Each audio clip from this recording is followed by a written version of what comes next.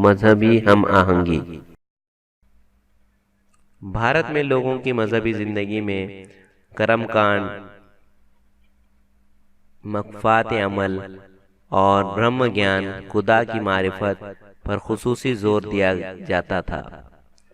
عہد وسطی میں ان دونوں کی جگہ بھکتی عقیدت کو اہمیت حاصل ہو گئی۔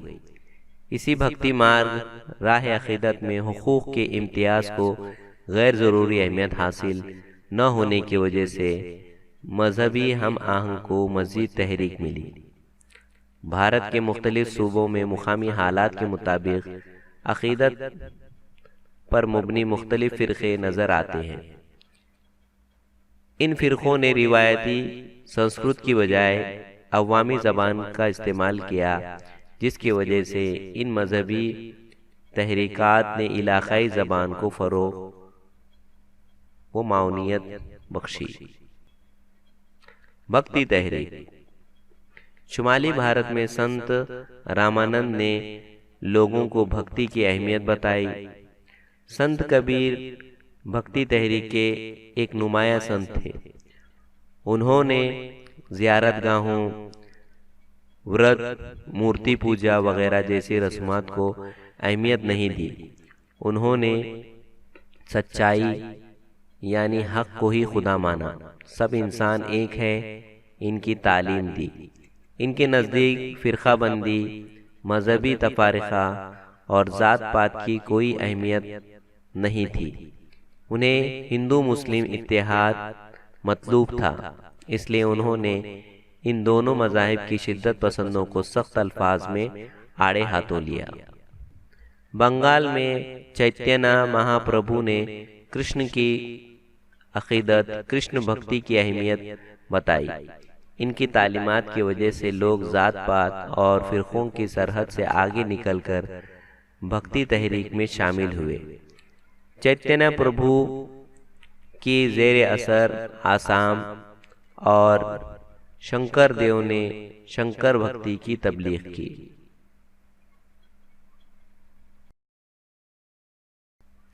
گجرات میں سنت نرسی مہتا مشہور وشنو سنت ہو گزرے۔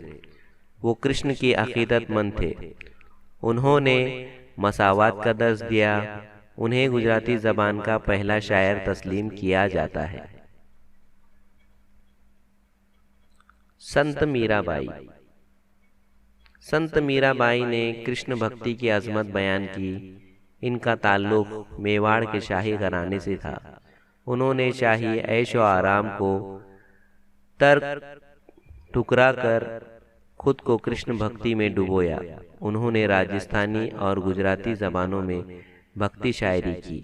ان کی بھکتی گیت عقیدت، صبر و تحمل اور انسانیت کا درس دیتے ہیں۔ سنت روہی داس ایک عظیم سنت تھے۔ انہوں نے مساوات اور انسانیت کا پیغام دیا۔ سنت سینا بھی ایک بڑے با اثر سنت ہو گزرے ہیں۔ ہندی ادب کے عظیم شاعروں میں سنت سورداس نے سر ساگر نامی نظم لکھی۔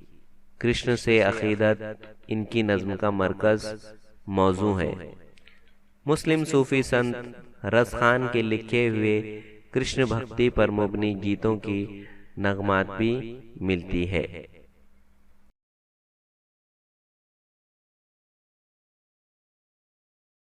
سنت تلسی داس کی لکھی ہوئی رام چرتر مانس میں رام بھکتی کا خوبصورت اظہار ملتا ہے۔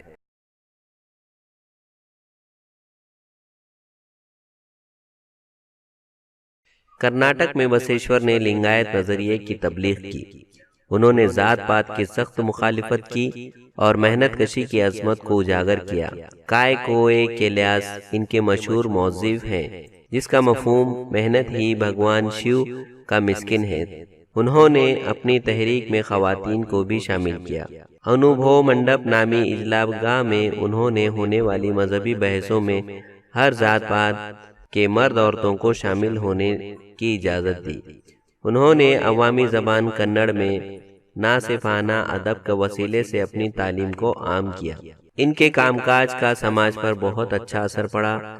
بسیشور کے پیروکاروں نے مراٹھی زبان میں بھی کتابیں تحریر کی، جن میں من مت سوامی کی تحریر کردہ کتاب پرم رہسیہ مشہور ہے۔ کرناٹک میں پمپ پندر داس وغیرہ عظیم سنت ہو گزرے ہیں۔ انہوں نے کنڑ زبان میں بھکتی پر مبنی شاعر کی۔ مہانوبھو فرقہ 13ویں صدی عیسوی میں چکردھر سوامی نے مہاراشٹر میں مہانوبھو فرقے کی بنیاد ڈالی۔ یہ فرقہ کرشن بھکتی کو عام کرنے والا فرقہ ہے۔ شری گووند پربھو چکردھر سوامی کے استاد تھے۔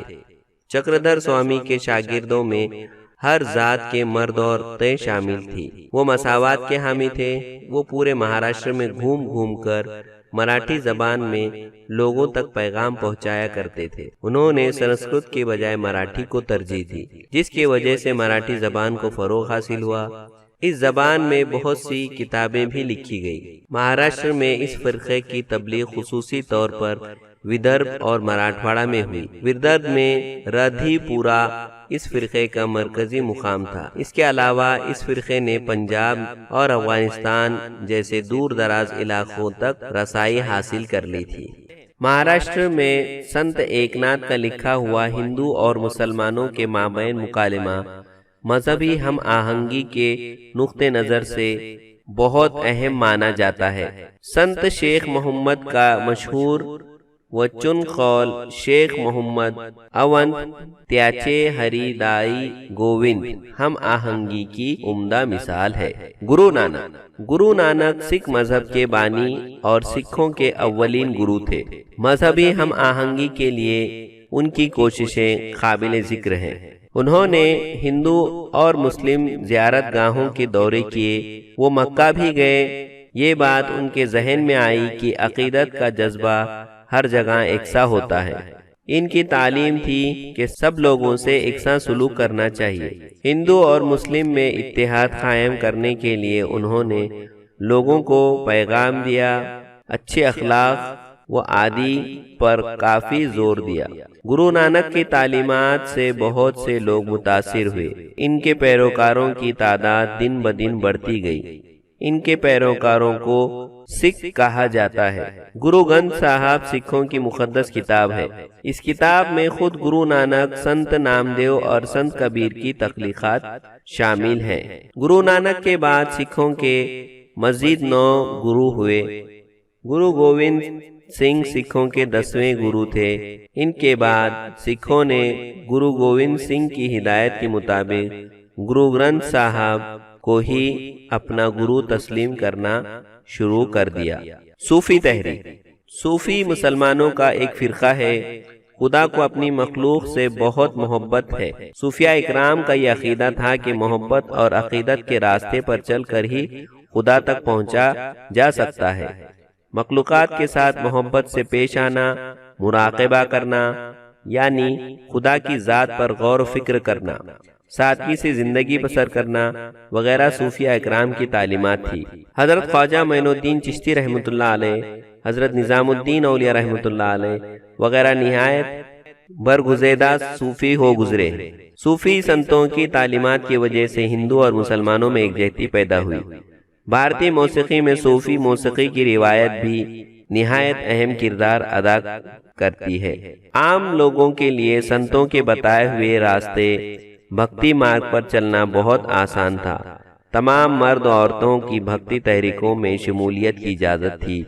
سنتوں نے اپنی تعلیمات عام کرنے کے لیے عوامی زبان کا استعمال کیا۔ عوامی زبان کے استعمال کی وجہ سے عام لوگوں کو اس میں اپنائیت محسوس ہوئی۔ بھارتی ثقافت کی تشکیل بھی بھکتی تحریک کا ایک بڑا حصہ ہے۔